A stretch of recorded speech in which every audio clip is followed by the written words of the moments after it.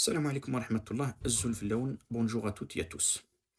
اليوم رايح نحكي كتعقيب على الصوالات والجولات اللي راهو يدير فيها السي علي بن شيخ في بلاطوهات كأس العرب والطريقة الجميلة اللي راهو يحكي بها بالدارجة الجزائرية اللي خلات الكثير من العرب أول مرة وكأنهم أول مرة يكتشفوا الجزائر. سير. أنا ماشي أنا نهضر باللهجة تاعي، أنا ما عنديش الحشمة ولا لا لا لا. كونترير. كل شو احنا في الجزائر البارح قلتها لهم، قلت لهم احنا عندنا 48 لهجة، شاك ولاية عندها الاخر تاعها. كونترير سي اون ريشاس، هذا سي انسان حاجه ثريه. هذه تاع ماشي فو با انسان يكون مجيني وكومبليكس. انا ما على باليش، انا نجوز نهضر كيما موالف، نهضر عادي وكذا. وهما هما هما دوكا لازم، نقولها له لازم ديروا شويه نيفور، مجهود باش توليو تفهموا لي زالجيريان اللي يهضروا باللهجه.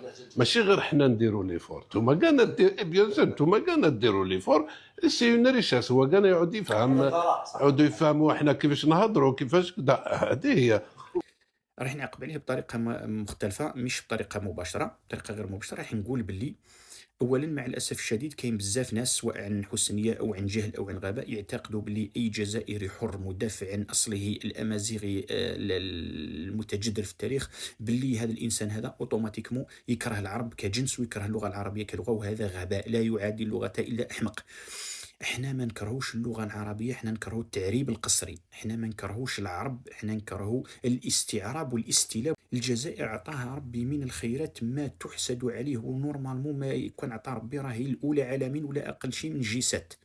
ومانيش مبالغ، علاش؟ لانه زيادة على الموقع الاستراتيجي الرهيب، المناخ الرائع، المساحة، الثروات، الجميع هذه الخصائص زاد لها البعد التاريخي والتنوع الثقافي اللي يخليها تربط علاقات مع كثير من الهيئات والأجناس.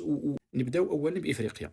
احنا الأفارقة تربطنا مصالح ونقدروا نديروا علاقات وطيدة مع الدول الإفريقية. احنا شمال إفريقيين، نقدروا نكونوا تحالفات وعلاقات مع الدول شمال إفريقيا. العرب ماناش رايحين نقولوا لهم خطيونا ولا لسنا منا ولا لستم منا ولا لسنا منكم، نو بار كونتر.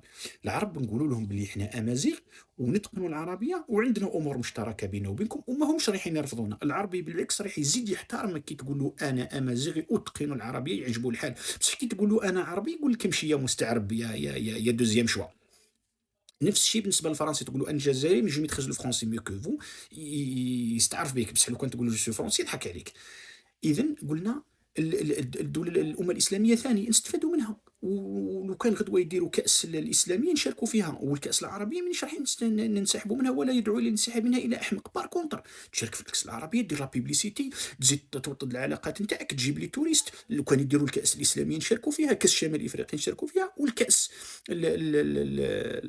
العرب الافريقيه نشاركوا فيها.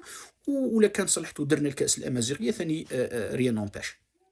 اذا التنوع هذا لو كان عطى ربي راهو سلاح يقوينا، ولكن مع الاسف الشديد احنا رانا مستعملينه ضدنا. صارت لنا كيما اللي عنده اون سورس اون فلام، كيما الماذر فلام تاع فيجا بانك، شغل عندنا مصدر لهب دائم باش نسخنوا عليه ونطيبوا عليه ونسهروا عليه المعادن باش نطوروا، قاعدين نحرقوا في بعضنا به.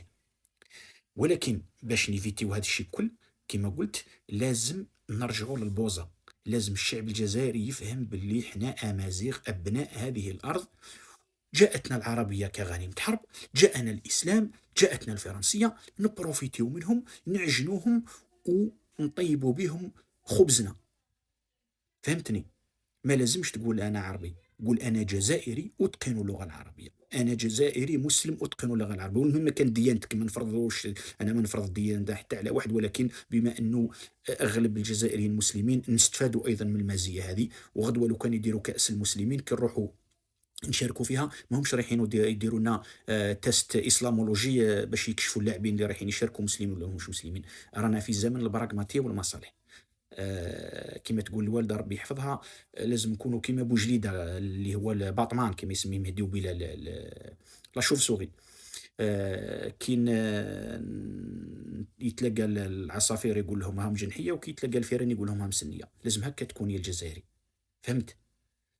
تحياتي لكل جزائري حر أصيل يفتخر بأصله ولتكن متقنا لعدة لغات. هيا، تشاو.